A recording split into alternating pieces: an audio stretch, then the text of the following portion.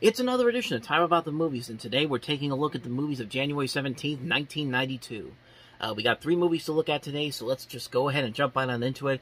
We're going to start off with the first movie that we have here, and that is Omar, Epps, and Tupac Shakur in Ernest Dickerson's feature film directorial debut, which is Juice.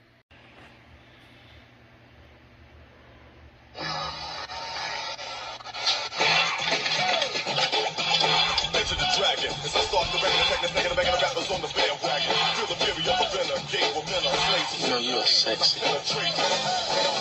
Thank you. Sir? Sir, can I check that newspaper? Sir, where are you going? Get a job, why don't you? People call me Q or GQ. What did names like Mustafa and Akbar become too hard to spell?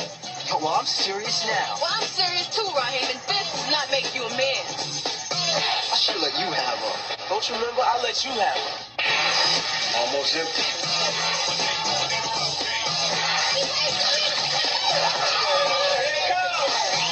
We went from the cops, we went from security guards, like on a damn track team. If you want respect, you gotta earn it. You gotta be ready to go down, stand up, and die for that stuff if you want to, too. Check this out. It's gonna be a piece of cake, Q. Yeah, man, it'll be a piece of cake. We go in right before 11, get the loot, and jet. I got a DJ Saturday night, you know what I'm saying? I'm not trying to miss that for nobody. I hold on to the gun. Why should he hold on to the gun? Because I already got it. Free fire!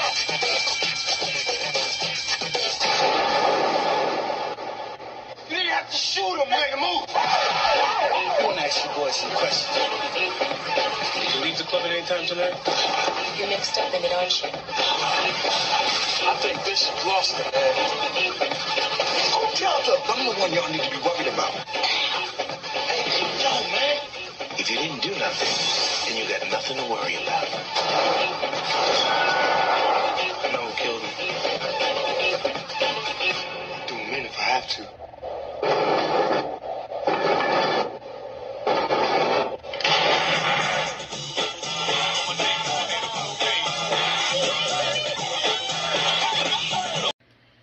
So Juice was coming out at a time where you were getting more urban movies, and we got great stuff like Do the Right Thing, Jungle Fever, Mo Better Blues, New Jack City, Boys in the Hood, Menace to Society, Poetic Justice. Juice is one of those ones that usually gets overlooked for the most part, probably not helping because it came out in early January, and as we know, January is kind of a dumping ground, and I guess Paramount really didn't have a whole lot of hope going for it, but maybe they thought in January there wasn't that much there. Most of the stuff that was going to come out was probably going to be terrible, so maybe they thought, we'll put it out there. Who knows, it might become a hit. It was a decent-sized hit when it came out, but it did have a massive cult following to the point where in a couple years ago, they actually released it on Blu-ray for the first time, so that tells you something, but as far as the movie itself goes, I think it's a pretty good movie. I don't think it's anything entirely new or groundbreaking, but it is overall a very well-made film with a lot of good performances all around. You got a great debut leading performance from Omar Epps. Tupac Shakur is very good here. I think if he stayed alive, it would have been interesting to see where his acting career would have taken him, because he shows he's got what it takes to be a solid actor. You also have Khalil Khan and Jermaine Hopkins in here. These 4 guys work off each other so well. You could tell the chemistry between them works so well, and you could believe their friendship. And for Ernest Dickerson, he gets a real solid directing debut here after spending years as the cinematographer for Lee on many of his films. He even did cinematography for Eddie Murphy Raw as well. And he just shows here that he not only has a good knack at directing, but he can also write a really good script since he co-wrote the film as well. And really, this could arguably be his best film as a director. He's had some decent movies, such as Bulletproof, Demon Knight, but overall, this is probably his best overall movie as a director. Again, Juice doesn't really do anything new or creative, but it's an honest, hard slice of reality that kind of still holds up today. The acting is great, the tension is very good, the drama is well done, the directing is very nicely done. It's a pretty solid film. It's a movie that I don't think a lot of people really talk about, but it's a movie that definitely deserves to get more attention, so definitely check it out if you can, Juice. So, with that said, let's go ahead and move on to the next movie, and that is Freejack.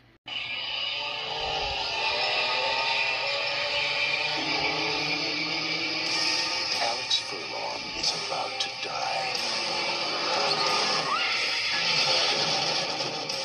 And enter the year 2009, where immortality reality is only a heartbeat away. Where money can buy anything. Shouldn't you consider an alternative body? Sorry to deceive you. Including life itself. Why me? Why don't they just grab somebody who's alive now? Take a look at these people, Alex. They've lived half their lives with no ozone layer.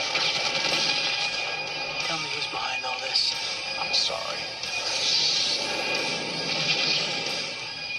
I can't tell you that. Alex, don't you remember me? He died, Jewel. Someone paid to bring him back. I watched you die.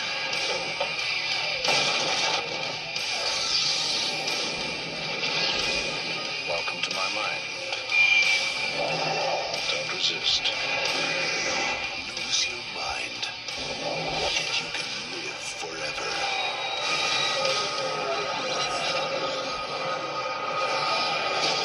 Freejack.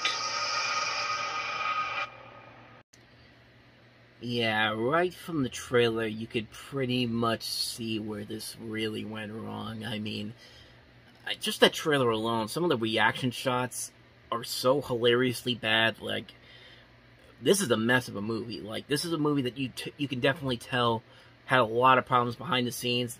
Apparently, this was another one of those movies that had a lot of production problems, and I guess the original version was not good enough for Warner Brothers, so they basically brought in Ronald Shusett to direct it, to come in and write the script for this. But if you look back at his filmography, he really hasn't done that much good stuff after Alien and Total Recall. He did Phobia, he did Dead and Buried, he did The Final Terror, King Kong Lives, that's a classic, Above the Law, and then after this, he didn't really do anything of relevancy until he was a producer on Minority Report, and then he did the story for Alien vs. Predator and Total Recall, those classic films, wink wink.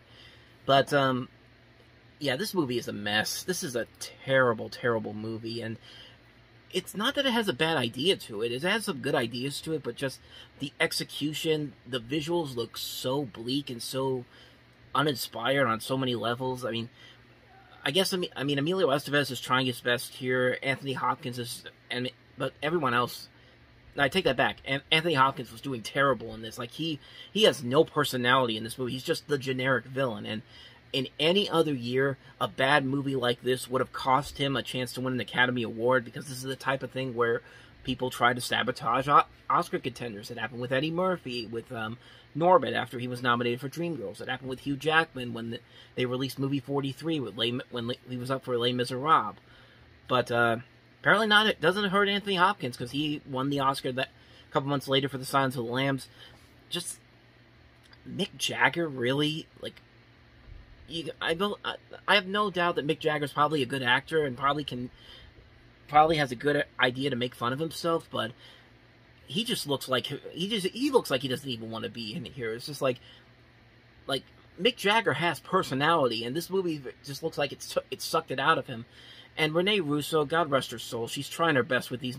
God rest her soul, she's trying her best. Like, I say that like she's dead, but no, but like. Her performance in here makes no sense whatsoever. This is supposed to take place in 2009, and we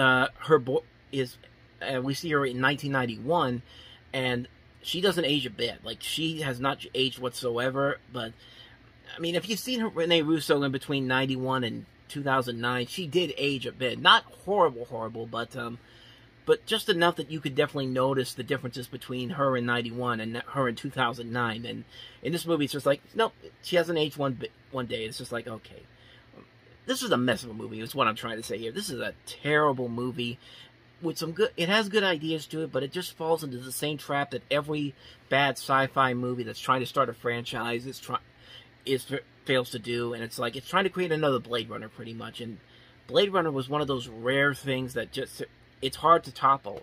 I mean, even with something like Blade Runner 2049, that was a rare exception. But every other time they try to do it, it very rarely pans out. And this is one of those movies that's a definite example of a version of Blade Runner that does not pan out at all. This is a movie that the studio knew it was bad. They tried to fix it, and it failed miserably, so they just said dump it in January, because nobody's going to go see it. And sure enough, nobody went to go see it, and it's largely been forgotten, and you can definitely see why. So let's end this on a much more positive note. Let's go ahead and take a look at the last movie we have here, and that is the documentary 35 Up.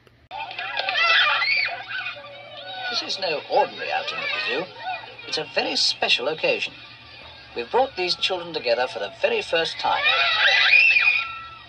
They're like any other children, except that they come from startlingly different backgrounds. We brought these children together because we wanted a glimpse of England in the year 2000. The shop steward and the executive of the year 2000 are now 7 years old. In 1964, World in Action made 7 Up. We have been back to film these children every 7 years.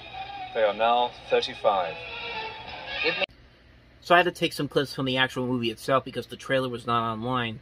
But if you don't know what the Up series is, basically this started off as a movie called 7 Up, directed by Paul Ullman in 1964. And the basic concept is it's basically a documentary where they take 7 children, they interview them, and then every 7 years they would keep checking back on them to see what their lives have been like ever since. And Ullman only directed the first movie, and ever since then it's been Michael Apted, but he passed away in 2021, so that means whenever they do the next one, which will be 70 Up, which I think will come out in 2024, because the last one came out in 2019, it'll be somebody else. But it is an interesting concept to do this. Like, you take these kids and you follow them throughout their entire lives. There's been 9 of these movies, and I've only been able to see a couple of them, but if you've ever watched the Springfield Up episode of The Simpsons, where they basically are parroting that on this, is where Eric Idle's Declan Desmond character comes back and he interviews all the characters from 7 years. 7 years is every child at 7 years old, and then at 7 years later they keep coming back to them. Like, you see a young Homer and a young Marge and all those and all the characters from The Simpsons and there. And if you haven't seen the Up series, that pretty much gives you a gist of what these documentaries are like. And I've seen a couple of them so far, and I'm very interested in them. I like what they've done with these. I like this concept, and I like that these kids that do come back every 7 years to talk about what they've been up to and all that. And I haven't seen all of them, unfortunately. I unfortunately have not seen this newest one, 35. This one here, 35 Up. I've only gotten up to 28 Up, and this would actually be the next one to check out. But like I said, the concept is very good, and I like these interviews that they have here. These are very interesting interviews. They're interesting scenarios to see these kids grown up, these as adults, and I'm thoroughly impressed with what I've been seeing. I think these are very well done documentaries, and I'm really curious to see where they go from here. Like, I'm really excited to see what 35, 42, 49, 56, and 63 have, and I'll be very interested to see them do the next one, 70 Up in 2026, or no, 2024, I should say. I'm all messed up here, but yeah, you should definitely check them out if you can. You can go to Amazon and get the Up series on a DVD. I'm not sure if it includes 63 Up. I think it stops at 56, but I could be wrong on that. But yeah, if you want to see some good documentaries, I'd say definitely give these ones a watch. That's pretty much all I gotta say right now about the Up series. I have to get to 35 Up at some point. So on that note, we wrap up another edition of Time About the Movies. Next time we meet, we only have one movie to look at on January 24th of 92, and that is Love Crimes with Sean Young. And I haven't heard too much about it. I don't know if it's good or not, but we'll definitely take a look at the trailer and see for ourselves. But other than that, though, that's pretty much all we're going to look at tomorrow. So it should be a very short episode for tomorrow. But thank you guys for watching, and as always, if you want to see more videos like this, check out the playlist on the next page, check out the previous episode, and I'll see you guys tomorrow for another episode. So thank you for watching. I'll see you folks tomorrow, and until then, take care.